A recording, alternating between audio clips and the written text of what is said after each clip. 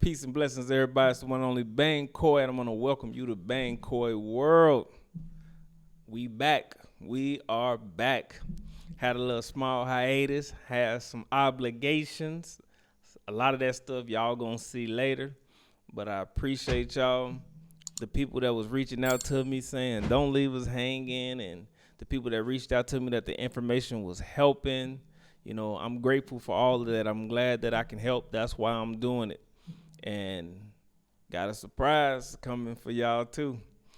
Y'all see some of that stuff later too, but some of the information has helped somebody who is actually coming, who will actually be here within a week. So I'm grateful that I'm able to assist, and I'm grateful that y'all are engaging and learning, because I'm doing this because it would have been great if I had somebody to do this for me. I had to learn as I go, but now I'm making sure that the way is smooth for everybody else. So the last episode we dropped off on getting started, which was dealing with the Ghana card, the phone, the residency permit, and those things. So now, episode 4, we're going to go into your living situation. So this is going to be dealing with renting a house, buying a house, land, and all these things. So I'm not going to go too extensive for the sake of time, because I don't want to drag it out. I want to give you enough to know what to do and at least where to start, because some of this stuff you will learn more as you research or be pointed in the right direction, but I'm still going to give you enough, so you won't just be confused or like, what should I do? So just stay tuned. We're going to get into that. Now grinding might not sound so special, but with it you can have whatever you want. The only way to feel your dreams, my dreams, start in the mind and in the streets. Those streets, to have the cars you always wanted. Ferrari, take care of mine because she earned it. That's automatic. The fight for greatness starts within. Greatness, my way of life can't comprehend. You can't understand this. I promise I can't stop this flow. Oh no, a raging river, we may lose control. Whoa, but the tough streams will soon be calm. Oh yeah, just be patient on this long run. Long road, the struggle's worth it, believe me.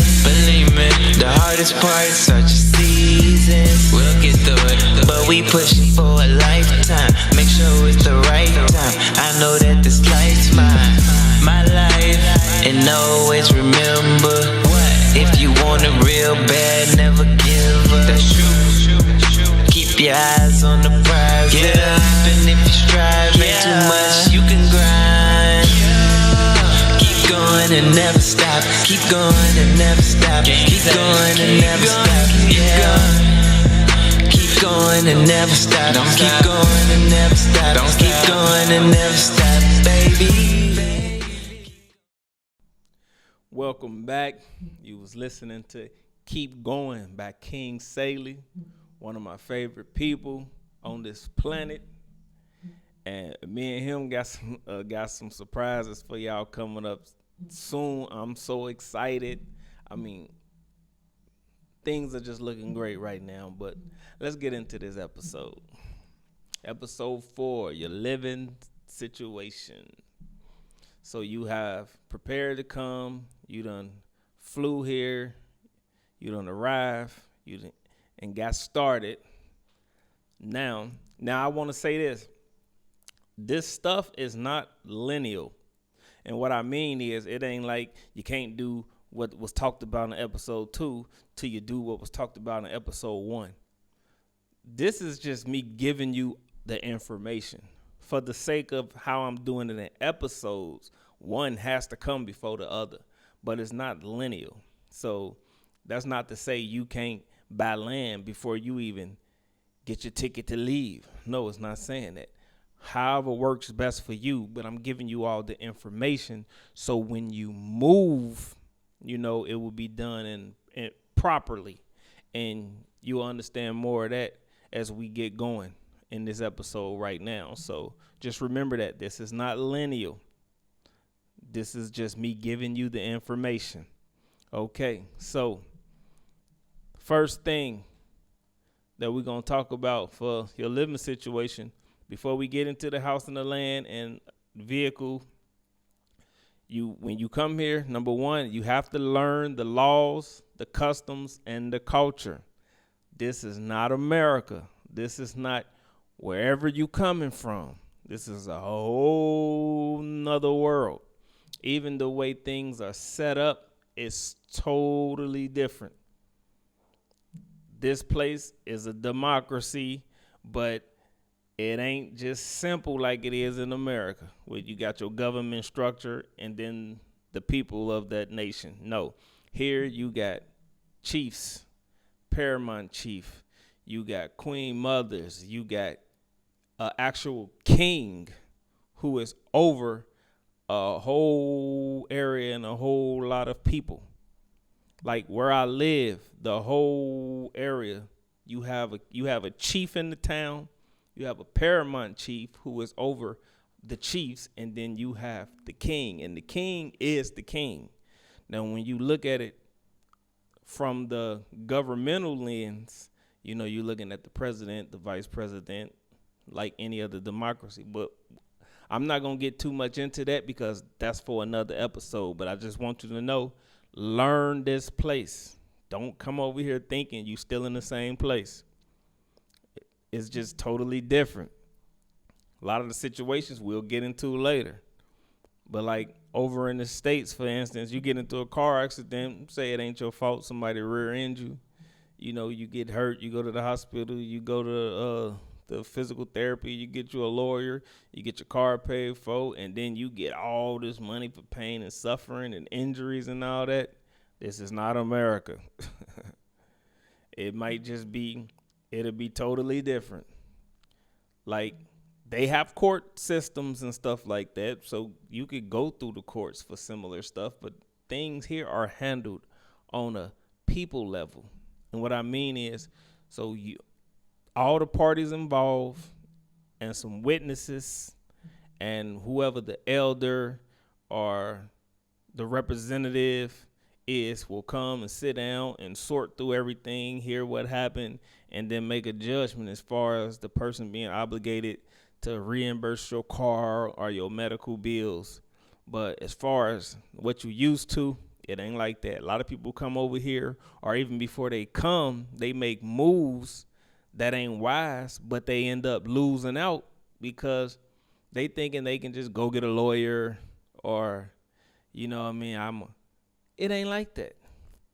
You know, I ain't gonna get into everything, but, you know, a person came over here and saw a situation they didn't like. They talking about calling these people to come do something about it. The concern ain't the same here. I ain't gonna talk about the situation, but the concern ain't the same. Whole nother world. Not similar, some, not half of a different, whole nother world. That's why I'm taking you through the steps of preparation first and then coming up through, because you have to prepare not only your physical self, but your mental self to understand it's not the same place. When you get here, you will start to see how things was transformed from how things once were to how they became in the Western world for us. Whole nother world, totally flipped. As much as right to left is flipped from left to whole nother flip. But so number one, learn the customs, learn the laws, learn the culture so that you will have a smooth journey, because the people will help you if you are doing something. You have to be willing to live according to what this experience calls for and not what your previous experience called for. That brings us to number 2, renting a place. So like I said, you don't have to wait until you come here. It's your prerogative, though, whether you want to already have it set up. Like somebody is coming, I had it already. did the process for them. All they got to do is just come get their key and they in there, furnished for them and everything. So those are services that's available. Or you could say, well, let me get there. I got enough money to stay in a hotel until I find a place I like, or I'm coming to stay with family till I find the place I like. It's your prerogative, but I would suggest you always get everything prepared so you could just walk into it. But anyway, renting a place, there's several ways to do it. One way is you can go through an agent. They have agents, people who connect with landlords, and they promote the place for the landlord. So whether it's just newly built or is about to be finished, or somebody moves out and the landlord connect the agency and the agency promote it, and then you go through the agent, you go and see the place, you like the place, then they'll get you whatever paperwork, whatever you need, or whether you want to connect straight to the landlord, and then you pay the agent fee, which is like 10%, and then you got your place. Another thing is like they have JIJI. That's like Craigslist for Ghana. JIJI. So it's like Craigslist for Ghana, where you go and buy and sell. But you can go on there and you can go to apartments or houses, put in your specifications, and then you can see what's available. And then you can contact the landlord, or if it's posted by the agency, go through the process. Or maybe you see a for rent sign and you call the number. Or maybe word of mouth. Maybe you got a friend. They be like, oh, a place is available. Like, it's several ways to do it, but it's very simple. It ain't all complex. Things are different here. A lot of stuff is done by word of mouth and character. And when I say word of mouth, I mean, like, if you have shown the ability that your word can be believed and trusted, you can get a lot of things done on the strength of that and on the strength of your character. If you show yourself to be a good person. So it ain't a long, drawn-out process. You meet with let's just say you meet with the landlord. You go and they walk you through the place.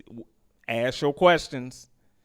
Don't just look at it and be like, oh, it's nice. You find out, is the water working properly? Do the water go on and off? The electricity, is there any issues? The plumbing. Find out, because once you get in there, generally the way it works is you are responsible for the inside and the landlord is responsible for the outside. So plumbing, electrical, maybe a ceiling fan stopped working, AC, or maybe a hole somewhere, or inside the house, that's you. Outside the house, a pipe, maybe some roofing, or, something like that. That's generally on the landlord. So remember that, because, like I say, it's a different place. So you generally do that. You ask your questions, then you get in. If you decide everything is to your liking and you want it, then the landlord presents you with the lease. You go ahead and read it. You don't see no problem. You sign it. Generally, the way it's done here is a year in advance. So if the house is $200 for the month, let's say you're getting a 3-bedroom house, $200 a month. Yes, that is the real price. And then you decide you're gonna take it, then 2 times $2,400. You pay the $2,400, bam, you good for a year. It helps with the no stress living that you get over here. Every month you ain't trying to figure out how to scramble up the money. You pay your year, or maybe you say, I'm paying $4,800. Give me 2 years. And the only thing you have to worry about is the little small light and water bills. That's basically pennies compared to what you're paying. You know what I mean? But that was it. Some people do allow you to do 6 months at a time. I haven't seen anybody that allows you to just come in out the gate doing month to month. So it's generally on the landlord, and all of that will be negotiated. But you pay your money, you take your key, and then voila, just that simple. And Really what they want is for somebody to come into the property and just take care of it. Just take care of the property. Don't let it just fall all apart, treat it any kind of way. As long as you take care of the property and keep everything straight, you won't have, it'll be so smooth. They just want the money.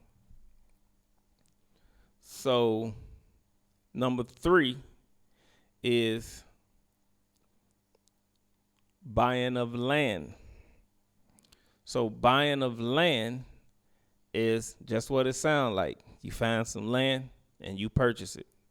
Something very important to know is that there's 2 types. There's farmland and there's residential land. Depending on who you deal with, everything may not be the same, but I'm giving you the general information of what is more than likely. When you negotiate or you get the land and you state what it's for, stick to that. Because farmland is cheaper.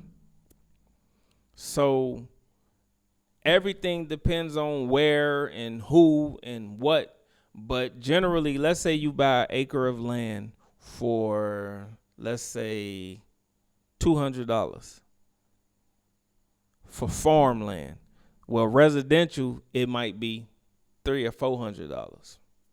The farmland is cheaper, but the reason why I said try to stick to what you do, because even though it's not always the case, some people or a lot of people get land for farmland and then they end up trying to use it for residential, and then it becomes a big problem. And you in a whole nother world. So most of the time, it don't come out in your favor. So if you buy for farmland, farm on it. With farmland, of course, you can put a farmhouse and you can put something on there supporting the farm. But you can't just build all up residentially like that. But then you get your residential land, you in the game. When you get your land, go through all the processes to make sure the land is for who is selling it to you. That is very, very important. A lot of people lose a lot of money because they deal with somebody and they pay the money, and then the person is in the wind. People will double sell. People will stand in position as this is for them, and it won't even be for them. People have given money to somebody for a place to rent or buy without even proof that it belongs to them.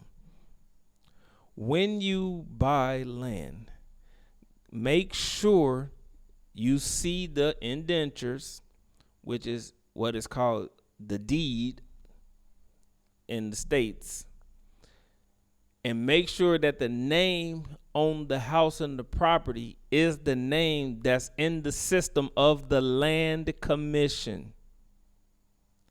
Make sure you see all the make sure that the person who you dealing with show you their Ghana card, and that name is matching the name on the paperwork and the name in the system.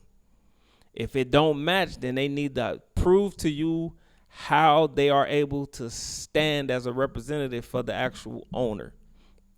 Because there's a big family structure over here. So you can't have somebody in the family represent for somebody else. There's positions in the family and different things. That's why it's a whole nother world. Nothing that you would be used to coming from America. So always make sure that you match up the paperwork and with the what's in the system, and make sure that you not only match it up, but you collect whatever proof, so that all of a sudden it can't just change. So that's buying land. So basically you can, similar to the house, either you can be driving alone and you find a piece of land and you find out whose family it's for, and then you can deal with it that way. or people have land for sale signs, or like I said, you can have an agent, or you can know somebody who has land that is willing to sell you that or some, so it's generally just like that. You will find some, oh, I like this land, and then you inquire. One thing about here, people will help you find whatever you trying to find, whether you at the market, whether you out on the streets, whatever. If you looking for something, nobody ain't really got that kind of attitude. Like, find somebody else to help you. I don't know. Everybody, they want to help you with whatever. So if you see some land or you see a sign or, so it's different ways. The closer to the main road, the more expensive. The more populated and built up the area, the more expensive. The more village, the more bush, the more jungle, the least expensive. Like there's places right now, there's about 20, 30 minutes off the main road, which a lot of people like to live off the grid anyway, where you can literally, listen to me, and I'm not just saying anything. There are places right now where you can get an acre. That's 4 plots. Right now the plot is 80 by 100. You can get an acre of land for like $150. Could you imagine? Living in America, never having the thought of owning outright. Anytime they'll come and get it. Like owning outright is mine. Nobody can bother it eternally. Passed down through my family. It's mine. $150. You can own an acre of land in Africa and build whatever you want to put on it, and it's yours. No rent, no bills. Could you imagine that? There's places right now, an acre, $150. I'm not making it up. But like I said, it'll be off the road, and you will have a lot of work to do because you got a lot of clearing to do. It's up in there with the pythons and all that. I ain't trying to shock nobody, but you know what I mean? They ain't going to bother you. They trying to get away. They just living their life. But you'll have a lot of clearing and a lot of stuff to do, but once you get it done, it'll be all well worth it. So more towards the city, you might pay anywhere from $3,000, $5,000, $10,000 US for a plot. That's just one plot. But more in the village, the land will be cheaper. But make sure you check all paperwork. I was a little long-winded on that, but I just want to make sure y'all clearly understand. Make sure you do your due diligence. Check all paperwork. Check the system. Make sure it's clear. Take pictures. Get signatures. Whatever you got to do, just make sure it's legit. Because if it is legit and you do get it, it will be so well worth it. But a lot of people get messed up and have to turn around, lose big money that 95% of them won't get back. And if the 5% do get some back, they won't get all. So just take heed to that. Number 4, it goes hand in hand, but I put it behind the land, but it's buying a house. So you can also just buy an already house. When you buy land, you buying land to do whatever you want. Also, I want to say, when you buy a land, put a wall up, put some kind of structure on it. Get your pillars. You get these pillars that mark your land. So the pillars are like a little. I'll put a picture up, but you get the pillar. And it'll basically outline your land. It'll have your name on there, and it'll mark your land, so everybody know everything inside that pillar belongs to you. Outside the pillar, that's not your concern. Inside the pillar, it belongs to you. So get your pillars, put them down, and then build something. Put up a wall, plant some, do something, because even if you own land and it's just sitting there, it can end up being a controversy later. Whole nother world. Some stuff that you might hear or learn, you might be like, well, what kind of stuff is that? Whole nother world. That's why you gotta learn what you're dealing with. But anyway, yeah. So get your pillars and put something on the foundation. Somebody know that somebody has it and it's there, and make sure you got all your proper permits or whatever you need, so when the authority, what they call them, whoever it is, come around, you don't have no issues. Nobody trying to get them a quick little dash or hinder what you're trying to do. Okay, so buying a house. Now, when you buy a house, you get the land. If somebody builds a house on an acre of land and you buy the house, you get the land. I haven't bought any house in America, so I don't know fully how it works, but I don't think if you buy a house, you also own the land. So over here, if you buy a house, you own the land. So you can buy the land and build whatever you want, or you can see a house and be like, I'm just going to buy the house. Because like right now where I live, maybe like 1 or 2 minutes, literally I can see it from here. Somebody just finished, oh man, this house is beautiful. It's luxurious looking. And they just going to sell it.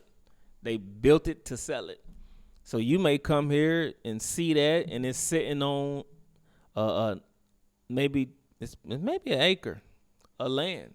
And you may see that, oh, this house is plush. And you walk up the steps, like the Michael Jackson, Billie Jean video, you walking up the steps and it's lighting up as you coming up and coming down. So if you ain't got the lights on, you can see your way. They really put thought into this. So you can, when you buy that house, you get all of that land that comes along with it, so you may just rather do that instead of having to build it. It's already ready. Shoot, I got the money. Of course, it's going to be a little more than what you would pay if you built your own.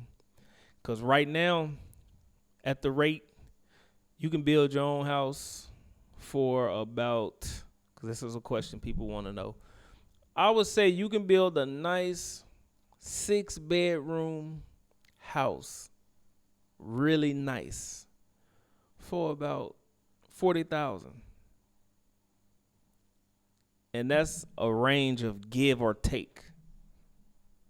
$40,000. People paying all these hundreds of thousands for these simple houses in America, and you can get a luxurious plus style house for $40,000.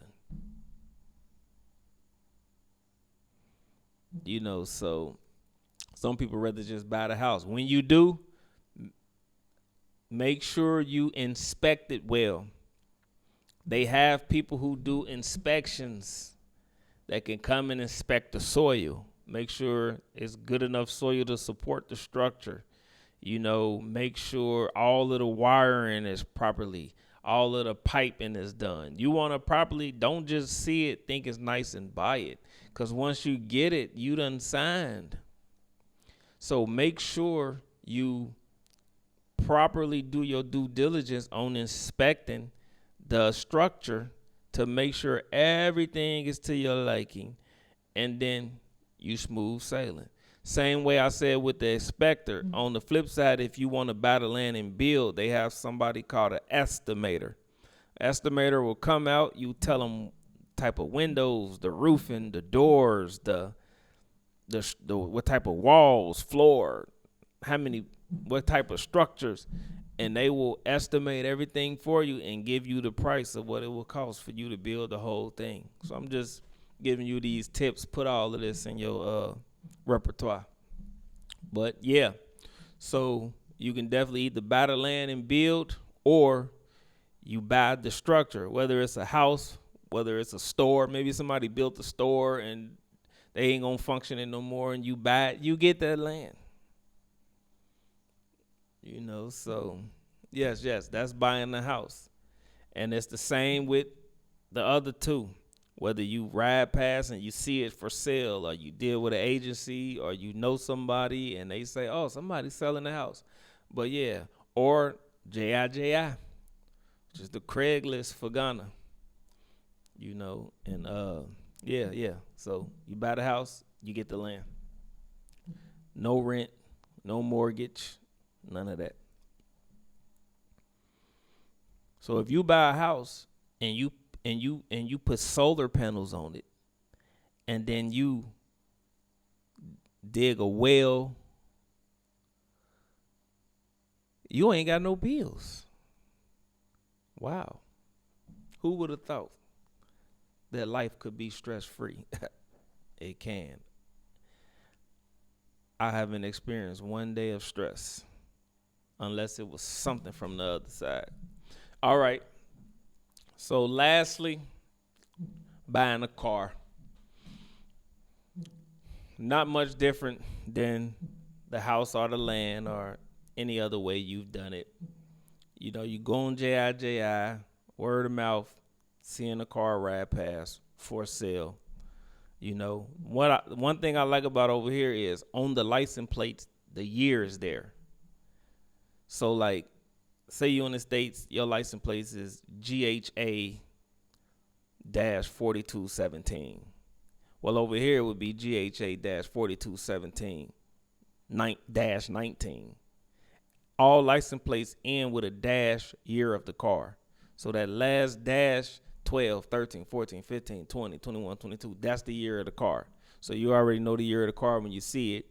Then you can worry about dealing with the miles, how many miles it is, and whatever questions you need to ask, you know. But just like everything else, the prices are lovely compared to what you would be used to.